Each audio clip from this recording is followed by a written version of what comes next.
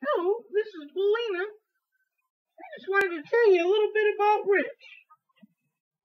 Rich was 38 when he got laid off from a nice truck driving job for the U.S. Postal Service. Took him a little while, but he decided to go back to college. Got himself an IT degree, just graduated.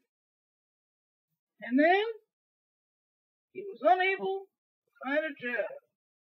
So he decided to strike out on his own and create PyroPooch.com. PyroPooch is very simply a way for you to get any item you want, picture, put on to a wooden background.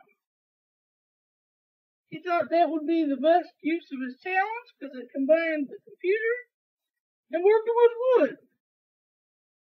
He's married to a wonderful woman named Lisa. He's got 2 dogs at home, Edward and Billy. Edward's a big boxer. He's done a few pieces of him. And Billy's the little black pug you see in his gallery page. He got him from a shelter 6 years ago. Anyhow, I hope you enjoy his work. And feel free to give him a call at any time. The number is 216-225-1054.